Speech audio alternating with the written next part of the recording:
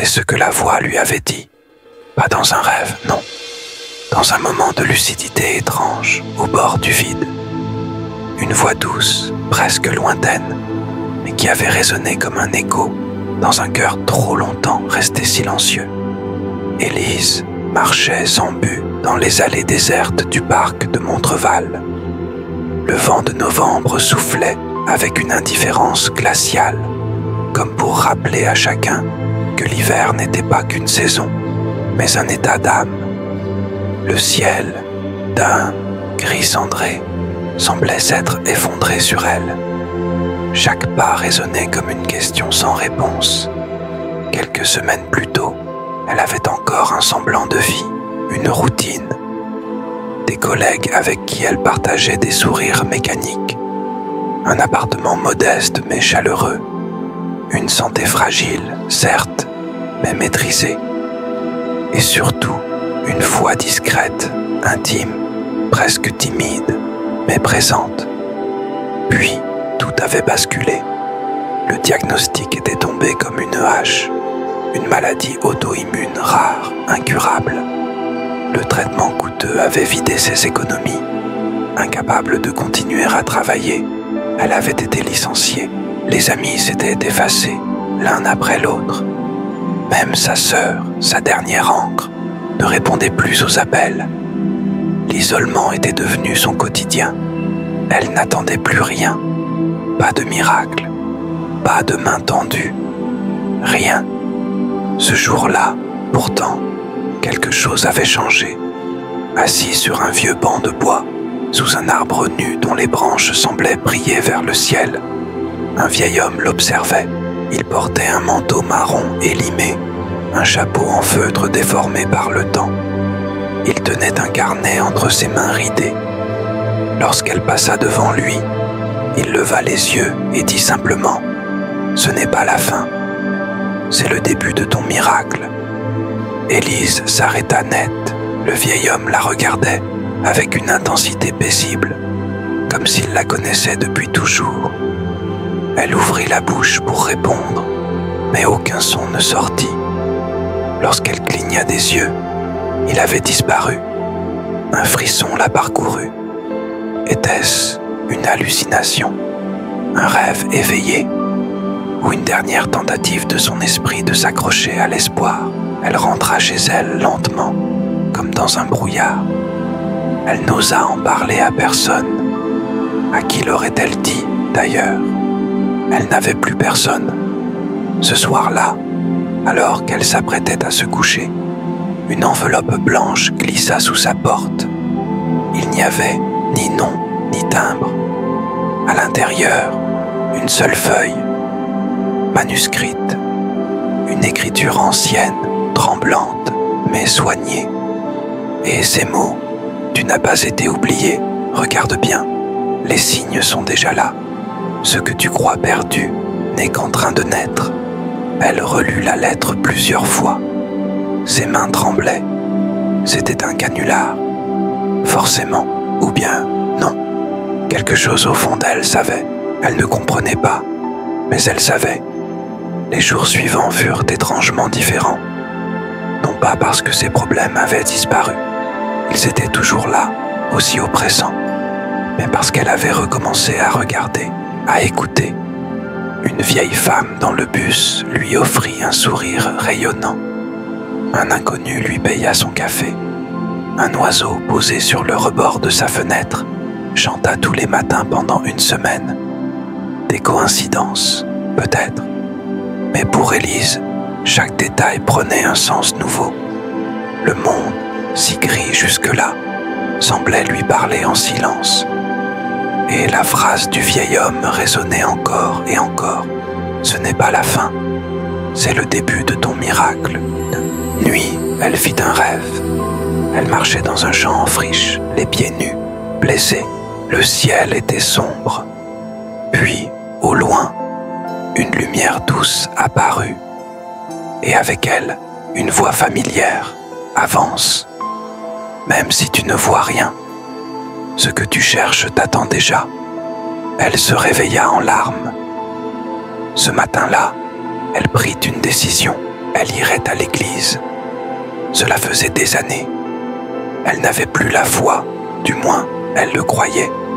Mais elle avait besoin de comprendre, de chercher, de crier peut-être.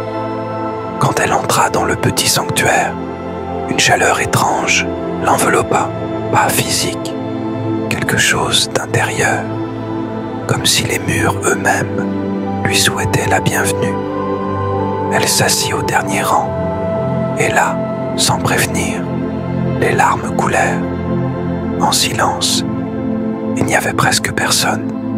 Un orgue jouait doucement, une prière ancienne. Et dans ce moment suspendu, quelque chose en elle se brisa pour se reconstruire aussitôt. Ce soir-là, elle rentra chez elle en marchant lentement, pas par fatigue, mais pour savourer chaque pas. Le monde semblait différent. Ou c'était elle qui avait changé? En arrivant, une seconde lettre l'attendait. Tu as bien commencé. Maintenant, écoute ton cœur. Le chemin ne sera pas facile, mais tu n'es pas seul. Aucune signature, aucune trace, juste ces mots, comme un fil invisible qui l'attirait vers l'avant. Élise s'assit sur son lit, le cœur battant. Elle sentait, sans comprendre, que quelque chose venait de commencer. Elle n'avait plus de plan, plus de certitude, mais elle avait une direction.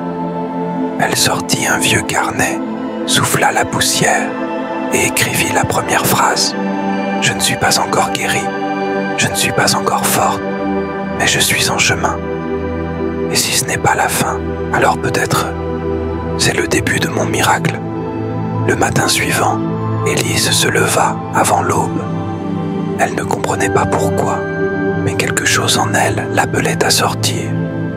Il n'y avait pas de plan précis, pas de destination, juste ce besoin irrépressible de marcher, comme si le simple fait d'avancer pouvait répondre à ces questions. Dans la rue, les réverbères lançaient encore leur lumière pâle sur l'asphalte humide. La ville dormait encore, paisible et sourde. Mais elle, pour la première fois depuis longtemps, se sentait éveillée, fragile, certes, mais vivante. Au fond de sa poche, la deuxième lettre. Elle l'avait relue une dizaine de fois. Qui l'avait écrite? Pourquoi? Et comment pouvait-on savoir ce qu'elle ressentait au point de lui parler avec autant de justesse? Ces lettres n'étaient pas de simples messages. Elles étaient des balises, comme si quelqu'un, quelque part, suivait chacun de ses pas. Elle prit un chemin qu'elle ne connaissait pas, guidée uniquement par l'intuition.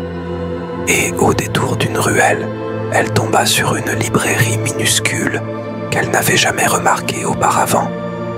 Elle était pourtant passée ici des dizaines de fois. Une clochette tinta lorsqu'elle poussa la porte. À l'intérieur, l'air sentait la poussière, le cuir ancien et quelque chose d'indéfinissable, comme un souvenir d'enfance. Une femme âgée, aux cheveux blancs, noués en chignon, leva les yeux de son comptoir. « Bonjour, Élise », dit-elle simplement, comme si elle se connaissait. Élise resta figée. « Vous me connaissez ?» La femme sourit doucement. « Ce n'est pas la première fois que tu viens ici. Peut-être simplement la première fois que tu ouvres vraiment les yeux. » Elle n'en dit pas plus et lui tendit un livre sans titre, relié à la main. Élise le prit, intriguée. « Qu'est-ce que c'est ? » Une partie de ton histoire et un début de réponse. Lorsqu'Élise sortit de la librairie, le soleil commençait à poindre. Elle se sentit étrangement légère, comme si un voile invisible avait été levé chez elle. Elle ouvrit le livre. Chaque page semblait raconter une scène de sa propre vie, comme écrite au fur et à mesure qu'elle tournait les pages. Mais là où son journal intime aurait contenu des douleurs, des pertes, des silences, ce livre révélait autre chose, une force cachée, des petits miracles qu'elle n'avait jamais remarqués, des détails qui prenaient soudain tout leur sens. Et à la fin du livre, une phrase manuscrite, identique à celle des lettres. Le temps passa, lentement, doucement. Élise se mit à observer les choses autrement.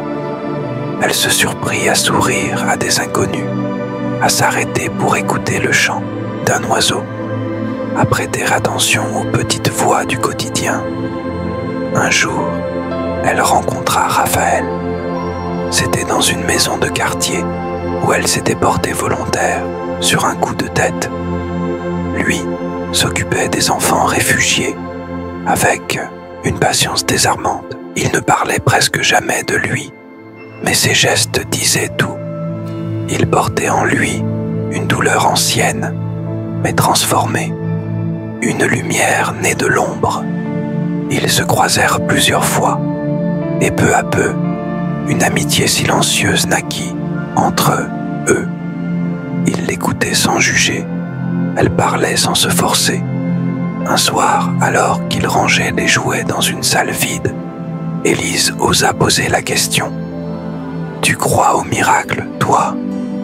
Raphaël s'arrêta, puis répondit sans se tourner. « Les miracles, ce ne sont pas toujours des éclairs dans le ciel. Parfois, c'est juste le courage de respirer un jour de plus. » Cette phrase resta dans son cœur comme un écho. Mais tout n'était pas facile. Les jours de doute revenaient comme des vagues. Son corps souffrait encore. L'argent manquait toujours. Et parfois, le silence de Dieu lui semblait plus profond que jamais. Mais elle n'était plus la même. Elle avait appris à marcher avec ses failles, à chercher des signes même dans la nuit. Un matin, une troisième lettre arriva. Ce que tu cherches est déjà en toi.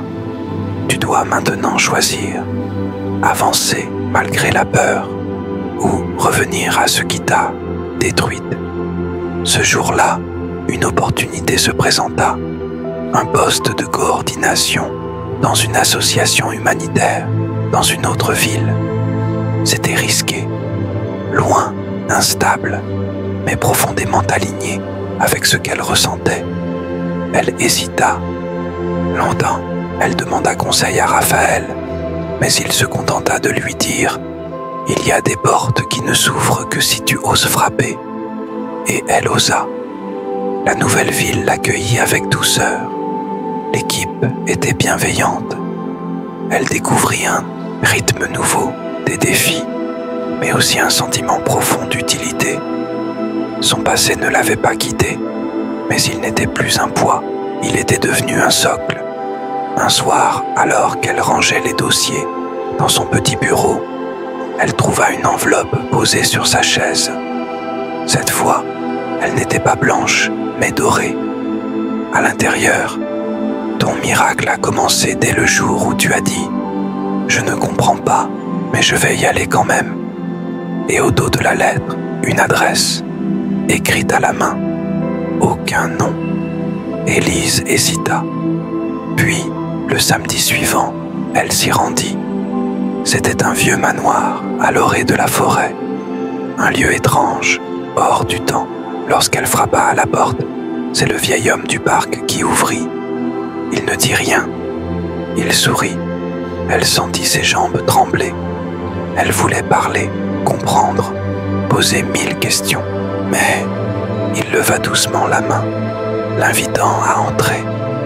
Dans la grande pièce aux murs couverts de livres, il s'assit devant elle et dit « Tu as marché longtemps, n'est-ce pas? Tu as cru être perdu, mais tu étais déjà en route vers ce moment. » Élise ne savait que répondre. Il poursuivit « Tu n'étais pas abandonné, tu étais préparé. » Puis il lui tendit un petit carnet en cuir. « Ceci contient ton dernier passage, la dernière traversée avant que tu deviennes ce que tu es appelé à être. » Elle ouvrit le carnet. Il était vierge. « Il n'y a rien, pas encore, dit-il. Mais ce que tu vas écrire, ce n'est pas une suite. C'est une résurrection. » Élise sentit ses yeux se mouiller. Pour la première fois, elle ne cherchait plus de réponse. Elle savait qu'elle n'en avait plus besoin. Ce soir-là, elle écrivit la première phrase. Je suis encore fragile, mais plus jamais brisé. J'ai peur, mais je marche parce que j'ai vu l'invisible. Et j'ai cru. Elle leva les yeux vers la fenêtre. Dans la nuit calme, une étoile brilla plus fort que les autres. Et quelque part, dans un autre quartier, une femme pleurait en silence sur un banc de parc. Mais bientôt, quelqu'un allait s'asseoir à côté d'elle et lui murmurer. Le carnet était encore vide, mais pour Élise, il pesait lourd dans ses mains. Non pas par le poids du cuir ou des pages, mais par ce qu'il représentait. Une invitation, un passage, une promesse. Depuis sa rencontre avec le vieil homme, quelque chose en elle s'était déplacé, comme si tout son être avait basculé vers un nouveau centre de gravité. Elle n'attendait plus le miracle comme un événement extérieur, spectaculaire, qui viendrait la sauver. Elle le sentait désormais, présent, intime, silencieux.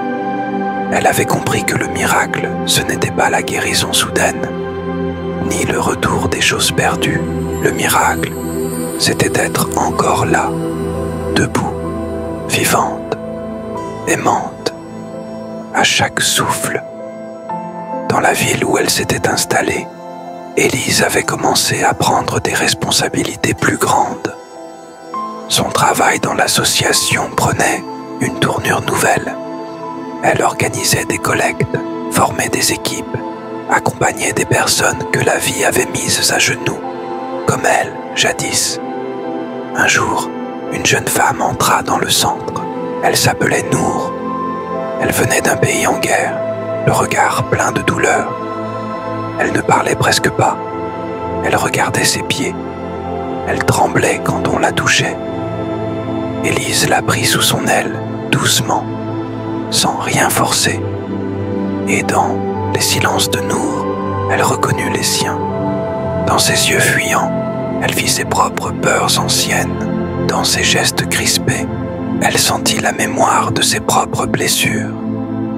Elle lui offrit du thé chaque matin. Elle lui raconta des histoires, pas les siennes, mais celles des autres, de femmes fortes, de survivantes, d'esprits debout dans la tempête. Et un jour, Nour parla, un mot, puis deux, et Élise sut. Le miracle se propageait. Elle commença à remplir son carnet, non pas avec des récits héroïques, mais avec des instants, des regards, des petites victoires. Une phrase entendue dans le métro, une main tendue, une lettre anonyme laissée sur un banc. Chaque mot qu'elle écrivait semblait prolonger le souffle divin, comme si elle tissait un fil entre l'invisible et le quotidien. Chaque page était une prière, ou peut-être une réponse. Un matin, elle écrivit « Mon miracle n'a pas éclaté. Il a poussé, lentement, en silence, comme une graine oubliée dans la terre. Et en dessous, il n'a pas changé le monde. Il m'a changé moi. Et par moi, peut-être le monde. » Les lettres cessèrent d'arriver, mais elle n'en avait plus besoin, parce que la voix qu'elle cherchait résonnait désormais à l'intérieur d'elle. Elle la reconnaissait dans le chant du vent, dans les pleurs d'un enfant, dans le rire de Nour, dans le silence de ses nuits. Et un jour, Raphaël revint. Il avait disparu pendant des semaines, parti en mission à l'étranger.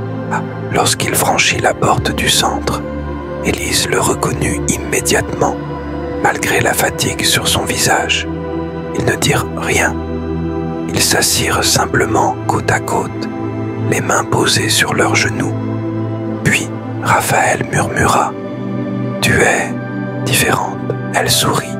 « Moi aussi, j'ai marché ». Il hocha la tête. Ils restèrent longtemps ainsi, comme deux branches d'un même arbre, enracinés dans la même terre d'épreuves et d'espérance. L'hiver s'effaça peu à peu. Les journées s'allongèrent, et un matin, Élise fut réveillée par la lumière, une vraie lumière, dorée, vivante.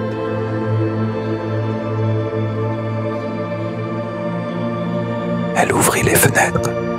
L'air sentait la vie, l'avenir. Elle mit son manteau, prit son carnet et retourna au parc. Le même parc où tout avait commencé. Elle marcha lentement jusqu'au banc. Il était vide, mais elle s'assit quand même. Et là, dans le silence, elle écrivit « Je suis revenue à l'endroit de ma fin et je découvre que c'était le lieu de ma naissance. » Un enfant passa devant elle en courant. Il s'arrêta, revint sur ses pas et lui tendit une fleur. « C'est pour toi, madame. » Élise prit la fleur, émue. Une marguerite blanche, simple, parfaite. Elle leva les yeux. Au loin, une silhouette marchait lentement sous les arbres. Un vieil homme, chapeau en feutre. Il ne la regarda pas, mais elle sut que c'était lui. Elle ne le suivit pas. Elle n'en avait plus besoin. Elle savait maintenant. Il était venu quand elle en avait besoin. Et il reviendrait pour d'autres. Le soir, elle alluma une bougie, pas par superstition, par gratitude. Elle s'assit à son bureau, ouvrit une nouvelle page et écrivit. Ce n'était pas la fin, c'était le début de mon miracle, le début de chaque instant. Et au dos de cette page, elle traça une ligne, puis un mot, puis un autre, puis un poème, puis un nom. Son carnet n'était plus une fin, mais une semence. Aujourd'hui, Élise écrit pour les autres. Elle raconte les histoires de ceux que la vie a broyés et relevés. Elle marche dans les hôpitaux, les cendres, les prisons, les rues. Elle murmure à ceux qui n'ont plus de force. Et parfois, quand elle s'assied quelque part, elle laisse une lettre, anonyme, simple, blanche. Dedans, ces mots. Tu crois que tu es seul. Tu crois que c'est fini. Mais regarde bien, le miracle a déjà commencé.